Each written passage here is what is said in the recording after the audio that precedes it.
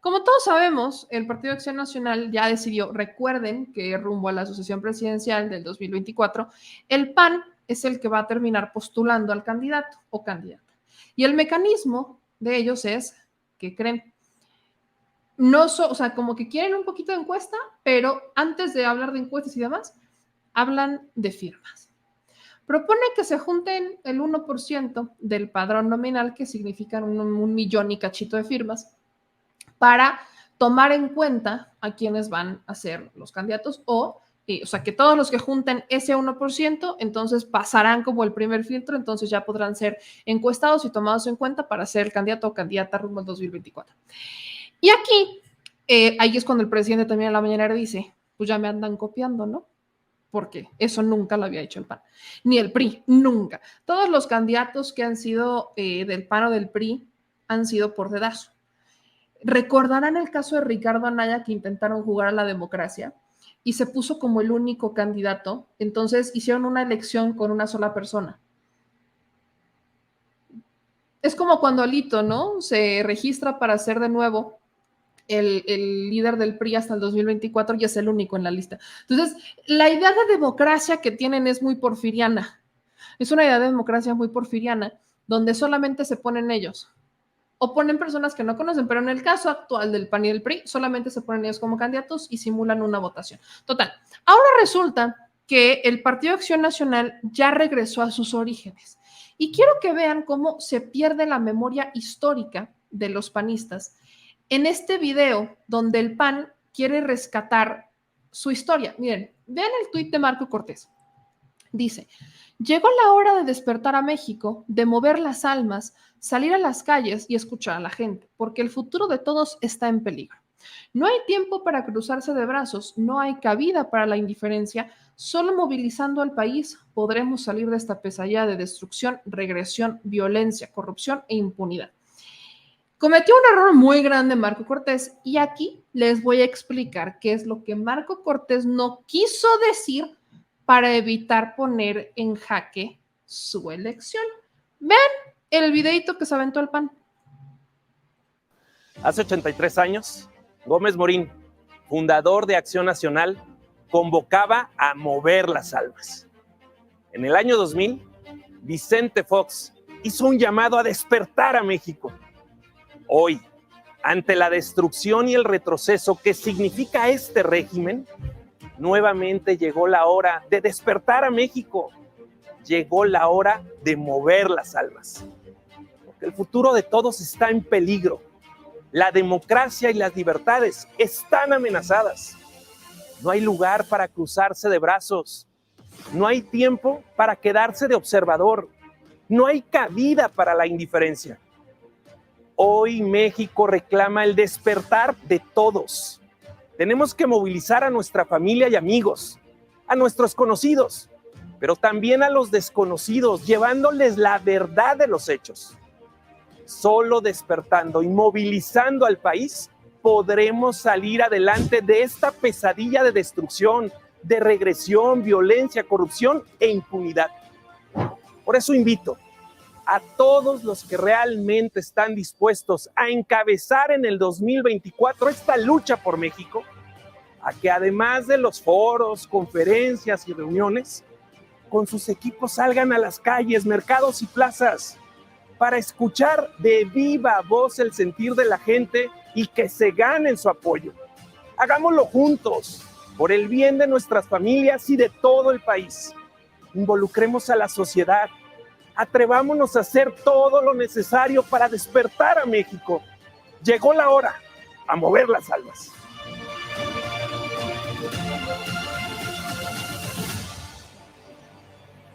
Jesucristo Redentor. Bueno, dice Marco Cortés, muy animado, que llegó el momento de mover las almas. ¿Qué es lo que no dice? Curiosamente, rescata el origen del PAN. Algo que no se habían atrevido a hacer por lo siguiente. ¿Cómo nació el PAN? ¿Se acuerdan? Sí, fue en 1938, 39, fue en el 39. Pero ¿qué pasa particularmente un año antes de la creación del PAN? La expropiación petrolera. Lo que Marco Cortés intenta con este video súper motivacional donde se le desgarra la voz de lo emocionado que está, es inspirar a la gente con la idea de que si alguna vez lograron movilizarse para crear un partido político que después, y me encanta porque se atreve a poner a Fox, logró gobernar en el 2000 con Fox y luego en el 2006 con el espurio de Calderón, podrán derrotar a Morena en el 2024. Pero lo que no entiende es justo lo que hablábamos hace rato. El mayor legado de Andrés Manuel López Obrador va a ser, y toda la vida, el que la gente despierte. El que personas como yo, que estudiamos en el TEC, o que es más, échense esta. Yo estudié la universidad en la escuela bancaria y comercial, esta nunca la había dicho, creo, en la bancaria y comercial. Los que saben, los que no saben, la bancaria y comercial también está estrechamente relacionada a Gómez Morín. Es una escuela de negocios. Échense esa. Si el legado del presidente es abrirle los ojos a personas como yo, que veníamos intentando encontrarle sentido a la vida, pero que veníamos con una carga ideológica que nos orillaba a creer que lo que hacía el PAN o el PRI pues era normal, o que pensábamos que pues que así es la política. Si logró eso, ¿qué le hace creer al Partido Acción Nacional, en particular a Marco Cortés?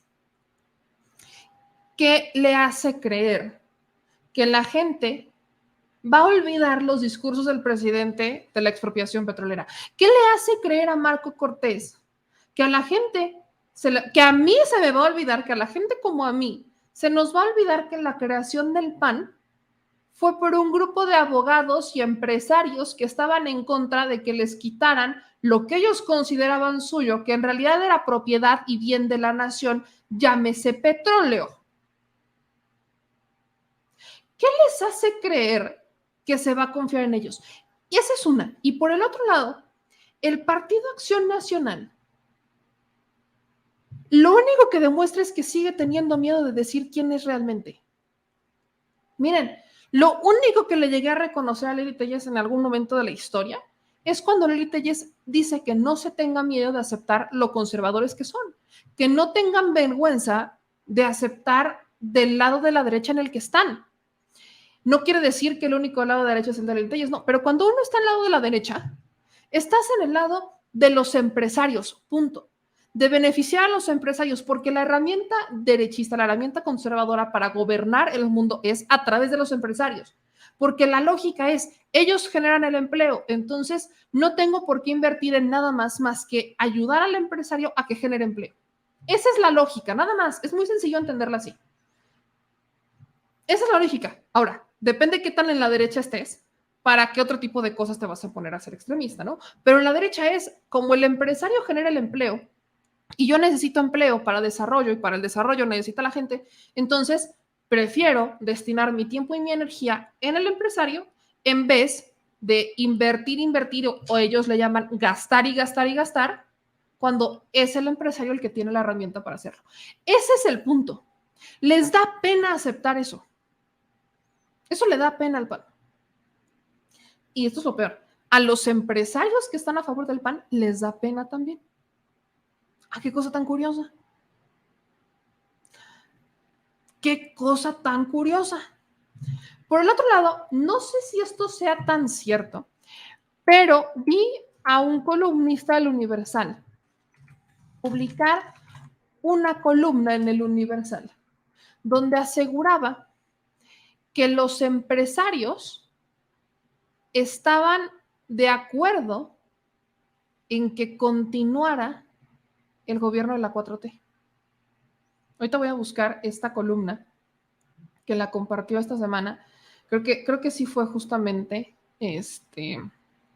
Mario Maldonado, pero vi esta columna del Universal muy particular, donde presuntamente se había dado una reunión, bueno, dentro de estas reuniones, donde estuvieron sentados con el presidente hace un par de días. Aquí está, miren, sí fue Mario Maldonado. Échense esta, no sé qué tan cierta sea, porque ya sabemos que luego los columnistas avientan unas charras, pero según Mario Maldonado, dice que Carlos Slim, el hombre más rico de México, le dijo la semana pasada al presidente que ojalá su sucesor o sucesora más bien no se moviera mucho al centro, porque les ha ido bien con la izquierda. Normalmente no leo ese tipo de cosas, pero a veces es necesario y entiendas el contexto en el que lo estoy haciendo. Estamos hablando de un partido de Acción Nacional que está intentando rescatar esta memoria histórica del origen del PAN, pero omite factores claves para entender quién es el PAN. Como les digo, el Partido de Acción Nacional es un partido fundado por empresarios que se oponen a la expropiación petrolera, los famosos empresarios o abogados de empresarios que salieron a manifestarse en contra del general Lázaro Cárdenas cuando fue la expropiación petrolera. Entonces, de ese movimiento, de ese enojo de unos cuantos, porque fueron unos cuantos, alcanzan a crear el Partido Acción Nacional. Y a partir de ahí, siempre han estado relacionados estrechamente a la derecha. ¿Por qué el PAN no logra gobernar hasta el 2000? Porque todavía el PRI, durante un par de años más, se mantuvo fiel a esta idea decía el presidente, que algunos eran de la izquierda hasta donde la Constitución les permitía, hasta donde dictaba la Constitución, pero no llegaban tanto al grado de convertirse en un partido neoliberal. O sea, no voy a decir que todos los gobiernos del PRI fueron buenos, pero el PRI durante muchos años, porque en su origen nace como un partido revolucionario, un partido de programas sociales, un partido de justicia social. O sea, el PRI en el origen, hace unos muy buenos años, nace con esta idea.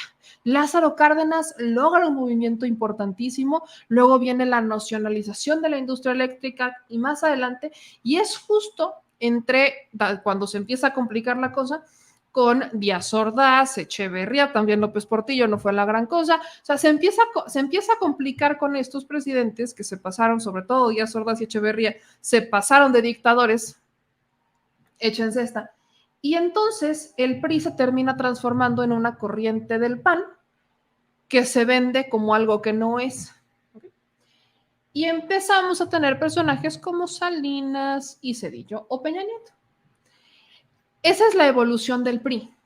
El PRI puede jugar todavía con esa narrativa porque les digo, se empieza a transformar en un partido de hacer negocios, en un partido de corrupción y de hacer negocios, cuando se empiezan a involucrar distintos factores y el PRI pierde esa esencia con la que fue creado. Y de ahí también se entiende que muchos que actualmente están en Morena estuvieron en el PRI en esos ayeres. Se entiende solamente por esa razón. Pero del PAN no tiene lógica que quieran venderse como un partido que quiere ayudar a la gente cuando ellos van por la vida ayudando al empresario. ¿Por qué ha fallado la lógica del PAN para gobernar? Es más, tuvieron a un disque empresario como presidente que fue Vicente Fox. Yo por eso no entiendo cómo es que se atreven a presumirlo de presidente, pero tuvimos un presidente que estuvo en el sector privado antes de ser presidente, que es Vicente Fox. Y cuando el PAN va por la vida hablando de su historia y de su origen y omite mencionar que ellos van a defender que el país sea repartido en unos cuantos, y el empresario que apoya esa idea y se niega o le da vergüenza aceptarlo públicamente, como el caso de Gustavo de Hoyos, lo único que nos deja claro es que creen que el pueblo es tonto. Porque si ellos de verdad quisieran recuperar el país, utilizando y siendo realmente claros con su origen, al menos, además de rescatar y de resaltar por qué nace el Partido Acción Nacional, establecerían una dinámica para entender cómo pretenden hacer creerle a la gente, cómo pretenden que a través de los empresarios podamos tener un país fructífero y no morir en el intento como ya lo hicimos en el pasado. Esa línea no la han cambiado. Entiéndase de esta manera. El PAN quiere gobernar a través de los empresarios pero no está estableciendo una nueva dinámica, una nueva relación con los empresarios. Lo único que ha hecho es decir que se debe de regresar a ese punto, omitiendo decir que eran empresarios. Eso es lo grave. Pero por el otro lado tenemos empresarios que han navegado, ¿no? Han navegado de alguna manera con el presidente. Y esta columna de Mario Maldonado dice lo siguiente: el conflicto de interés entre el presidente Andrés Manuel López Obrador y el magnate Germán Larrea ha mostrado una cara más cruda y real de un mandatario dispuesto a pasar por encima de las leyes, las concesiones públicas, etc. Pero aquí dice también que en parte es porque a los empresarios se les ha hecho más cómodo ser pasivos que activos bajo el argumento de que solo son 6 años. Esta pasividad les ha cobrado factura y en sus negocios y planes, aunque finalmente no les ha ido mal. Los ricos son más ricos en el sexenio de López Obrador, como lo ha admitido el presidente. Los que han perdido son los micro, pequeños y medianos empresarios que se han tenido que arreglarlas solos para sortear la crisis, como el caso de la pandemia de COVID-19. Tampoco comparto. Pero acá y en esta parte, quizás por esto, porque los magnates no han perdido sus privilegios, es que hombres como Carlos Slim Helú, uno de los más ricos de México, le dijo la semana al presidente que ojalá que su sucesor o sucesora no se moviera mucho al centro, porque les ha ido bien con la izquierda. Así de claro habló el ingeniero sobre la sucesión presidencial en la comida con empresarios del Consejo Asesor. Una semana antes, el presidente honorario de Grupo Carso se había reunido a solas con AMLO. La relación de Slim con el presidente no fue buena al inicio, pero mejoró sustancialmente. 12 reuniones han tenido en lo que va del sexenio. El magnate de las telecomunicaciones tiene mucho que cuidar en sus negocios, pues varios son concesiones. Telmex, que de ahí se desprende en Telcel, Frisco, Ideal, Carreteras, Zigzag, Construcción, de ahí se desprende la línea 12.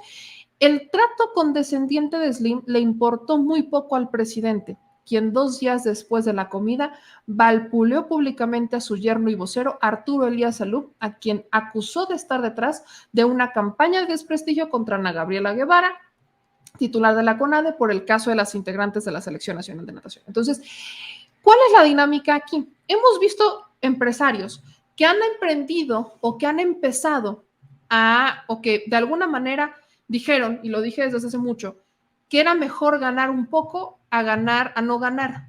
¿Qué empresarios perdieron? Porque sí hubo empresarios que perdieron, pese a lo que dice Mario Maldonado. Kimberly Clark.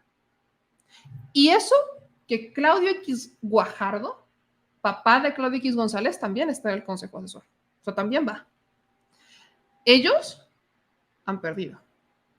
Los de la Coparmex, actual Coparmex, se mantienen estables, pero Gustavo de Hoyos, ¿qué ha pasado con muchos empresarios que se dedicaban a las factureras? El esposo de Inés Gómez Montt, ellos también eran empresarios. O sea, hemos visto que el empresario, esto debe de quedar claro, el empresario, por mucho que esté en contra de la ideología de un gobierno, mientras ese gobierno esté en funciones, va a tomar la decisión de mejor participo, mejor me involucro, a quedarme fuera, porque más vale ganar a perder. Esa es una dinámica.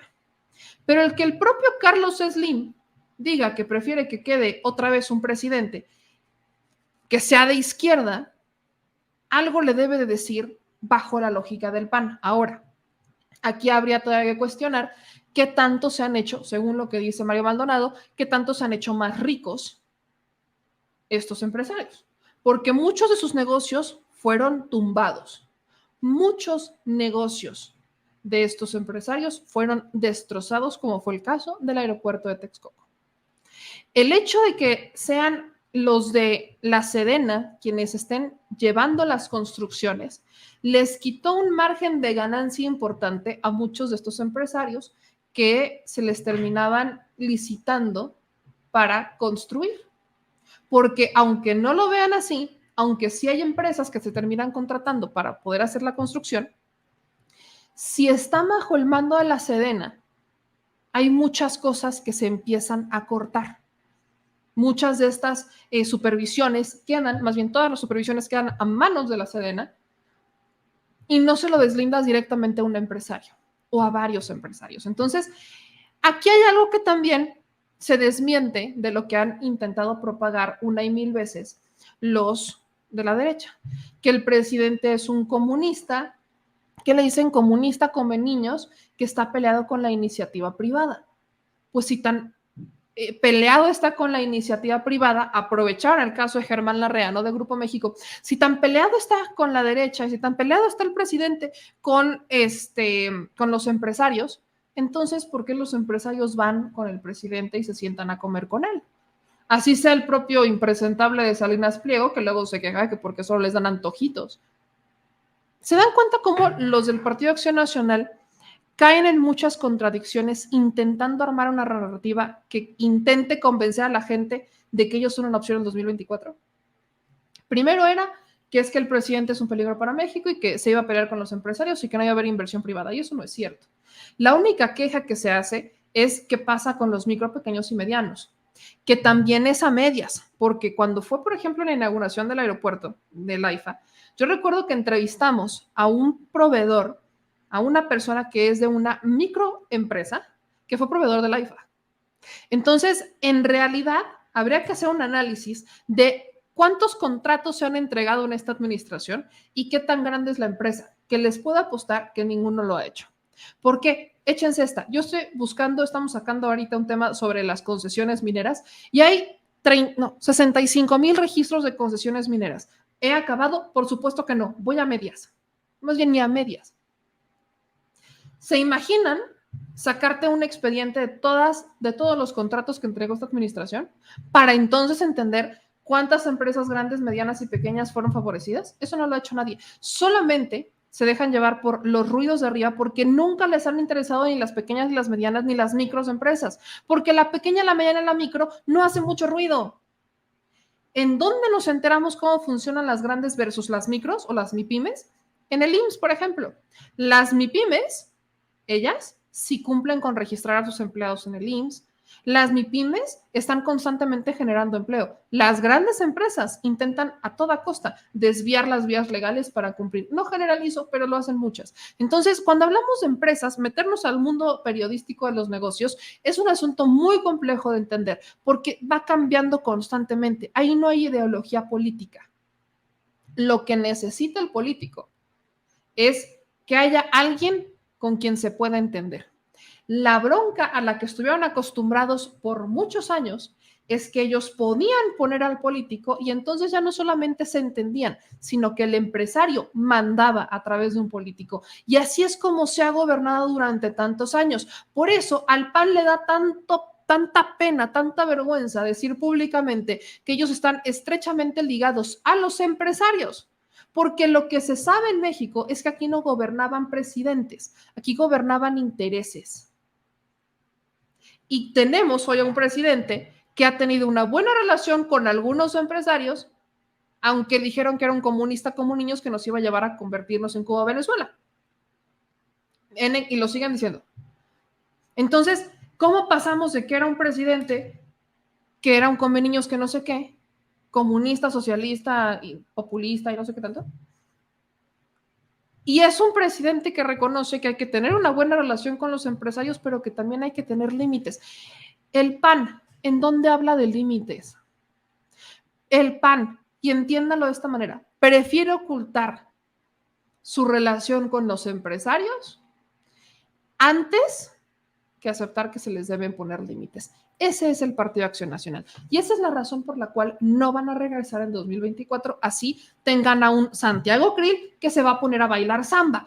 Literal, lo dice Santiago Krill, no lo saco nada más yo. Échense esta de Santiago Krill.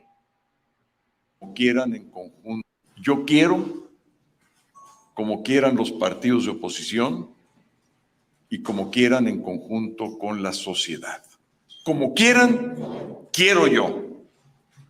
Si quieren que baile samba, se bailar samba.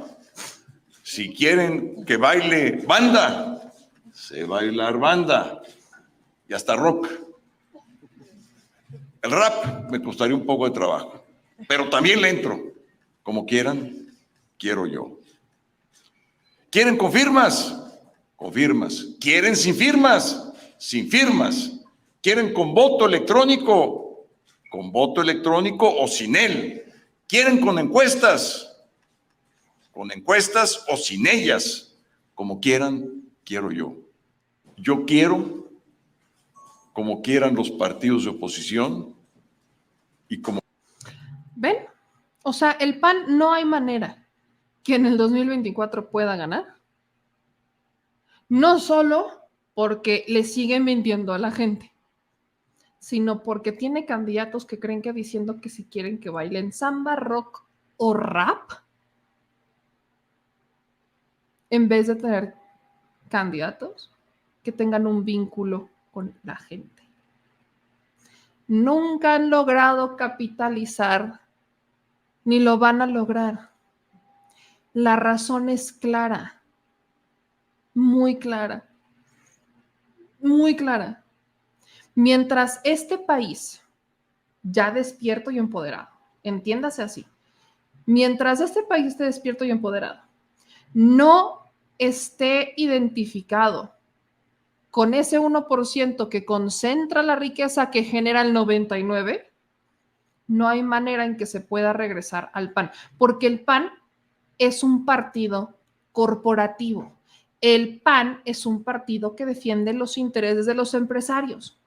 Y esa fórmula no funcionó. La probamos por más de 30 años. No funcionó. El empresario lucra. El empresario no está para hacer filantropía. Eso lo hacen como un hobby los que lo hacen por buena onda o lo hacen para no pagar tantos impuestos. Nada más, nada más. Entonces, ahí nada más les recuerdo, ese vínculo no lo van a generar diciendo que van a bailar samba. Ese vínculo lo van a generar el día que este país tenga cada vez más personas generando riqueza y concentrando la riqueza que generan.